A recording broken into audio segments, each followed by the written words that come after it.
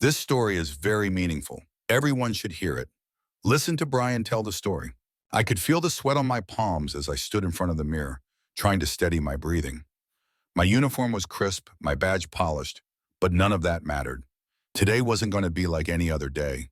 I could already feel it in the pit of my stomach. The tension in the air was palpable, thick enough that I could taste it. I'm Shakir, a rookie cop, just 2 years into this job, and already I could feel the weight of it on my shoulders. You hear stories, right? You think you know what you're getting into, but nothing truly prepares you for the moment when you have to decide whether or not you're willing to stand up for what's right, even when the people you trust most are the ones doing wrong. I was supposed to be out on a routine patrol today, a few calls to answer, some traffic stops, the usual. But instead, I found myself standing in the middle of the precinct facing Sergeant Smith, my superior, the guy who had more experience than I could ever imagine having.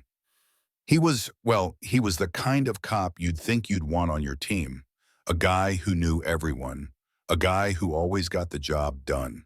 But today, I was starting to realize that maybe his getting the job done wasn't exactly the right way. I had just come back from a small theft incident. Some guy stealing gas from a car on the side of the road. Nothing major, but it was my first time dealing with a real suspect. When I arrested the guy, I was pretty sure I was doing the right thing. But then Smith showed up, acting like he was the one in charge. He made everything feel wrong, twisted it into something I wasn't sure I understood yet. I didn't know then, but I would soon. He planted drugs on the guy we had just arrested, framing him for something he didn't do. I saw it happen, but in my rookie mind, I didn't know what I was supposed to do about it. Smith leaned over me, his breath heavy as he pushed the suspect's head against the car. He was grinning, that smug, familiar grin he always wore. "Spread 'em!" he barked at the guy. The guy didn't say anything. He was just a regular man, just trying to live, just like I used to be, before I got swallowed up by this job. But the more I looked at him, the more I saw a helpless man, one who didn't deserve to be here. And for the first time since I started this job, my gut told me I wasn't supposed to be part of this. "What's this about?" I asked, my voice barely above a whisper, but loud enough for him to hear. Smith looked over his shoulder at me and scoffed. "It's about petty theft, rookie. We know you stole that gas." I could feel my face flush. "I didn't steal anything. I paid for that gas myself. I was just helping a stranded woman." "Yeah, sure," Smith mocked. "And I'm the Pope." I couldn't shake the feeling that something was deeply wrong. I had seen enough of this precinct and enough of Smith's methods to know he wasn't doing this for the right reasons. I turned back to the guy in handcuffs, his eyes wide, begging for someone to believe him. But no one was listening. Smith went on, telling me the man was guilty, that he had been caught red-handed. But I wasn't listening anymore. My instincts told me there was more to the story than he was letting on. My gut, that tiny voice I had always ignored, was screaming at me. And for the first time, I was beginning to understand what it meant to trust it. Then I heard it, the quietest of whispers from across the room, from the back where the other officers had gathered. It was the kind of whisper that made me freeze in place. I turned around to see one of the other officers, Ruiz, looking at me with a nod. He could tell too. The unease, the doubt, the realization. Ruiz had been in the department for a while, and I knew his face well enough to know he wasn't one to speak out. But this time he was nodding toward the door, toward the exit, giving me the kind of look that said, "Don't mess this up, rookie." Before I could even think about what to do next, Sergeant Smith looked at me again, as though reading my mind. He stepped forward and placed a hand on my shoulder. The warmth of it was almost comforting, but it carried an edge that I couldn't ignore. "You're doing the right thing, Shakir. Just remember, your career is on the line too. You don't want to ruin your future over some street trash," he said, his voice low and dangerous. I wanted to scream at him, tell him he was wrong, tell him I knew what was right and what he was doing was all wrong. But instead, I just nodded, swallowing down the bitter truth I couldn't yet admit.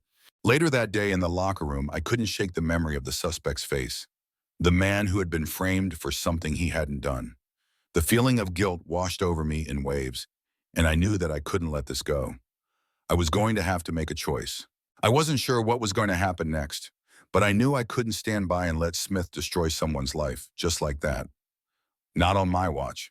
The next morning, I was back in the precinct, sitting at my desk, trying to focus on my work. But all I could think about was the face of that man, the one Smith had humiliated. I had to do something about it.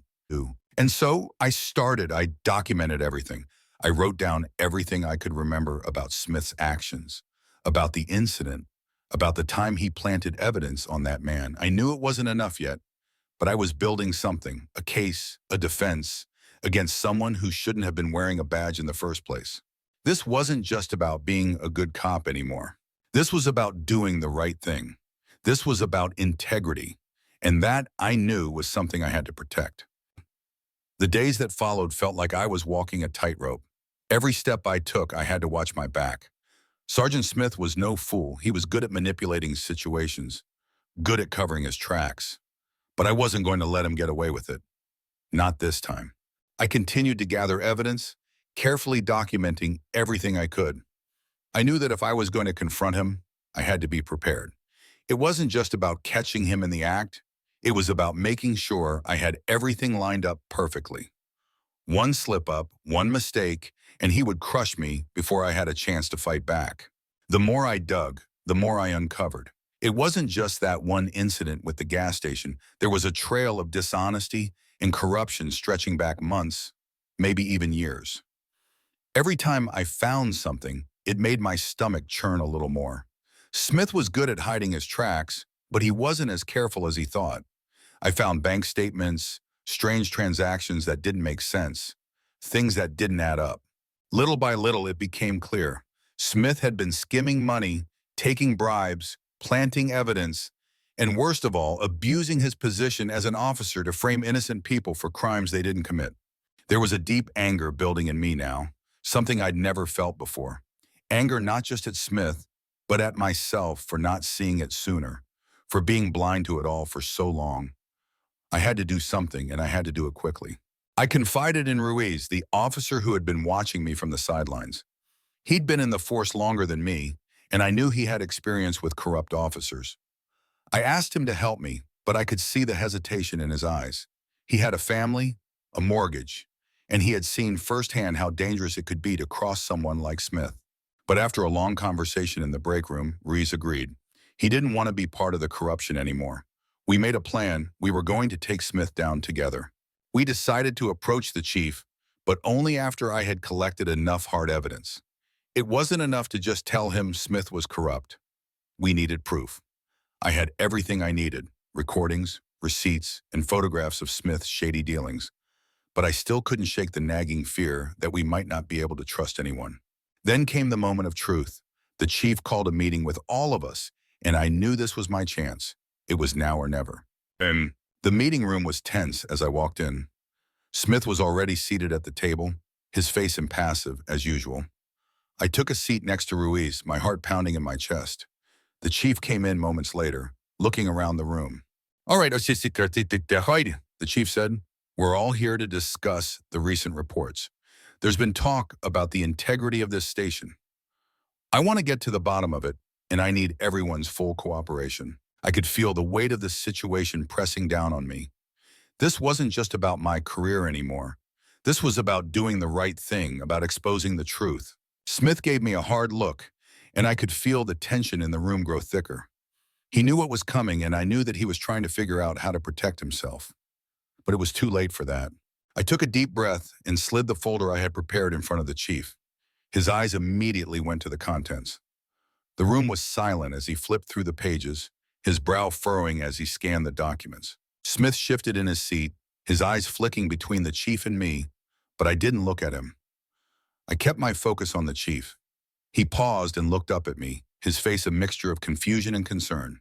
"Shakir," the chief said, his voice low. "What's all this?" I felt my hands shaking as I spoke, but I kept my voice steady. "Sergeant Smith has been framing people for crimes they didn't commit. I've seen him plant drugs on an innocent man. I've witnessed him take money from suspects during routine stops. He's been skimming money from our department's funds, and this is the evidence to prove it." Smith jumped to his feet, his face flushed with anger. "You're lying," he shouted, slamming his fist on the table. "This is absurd. I've been serving this city for years, and you're going to destroy me over lies? You don't know what you're talking about, rookie." But the chief didn't flinch. He looked at Smith coldly. "Enough. Sit down, Sergeant.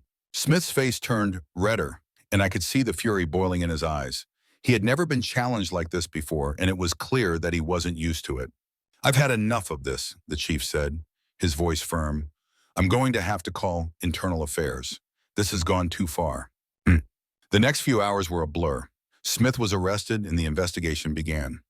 I watched as he was taken away, his face a mask of disbelief. He couldn't fathom that his entire world was crumbling in front of him. For the first time in years, he was no longer in control. The chief turned to me as the room emptied. You did the right thing, Shakir, he said quietly. I'm recommending you for the leadership position in the new community outreach program. This department needs officers like you, officers who don't back down when they see something wrong. I was stunned. The promotion, the recognition, it wasn't what I had expected. I didn't do this for the accolades. I did it because I knew it was the right thing to do. As I walked out of the station that night, I felt something shift inside me. For the first time, I knew that I had done more than just my job. I had taken down corruption, I had stood up for the innocent, and I had protected my community. Days turned into weeks, and Smith's world continued to unravel. His career was over. His reputation was tarnished. But I didn't gloat. I didn't need to. The satisfaction came from knowing that I had done what was right. I took on the leadership role in the new community program, working closely with the people we served. It wasn't easy. There were still challenges ahead, but for the first time, I felt proud of what I was doing.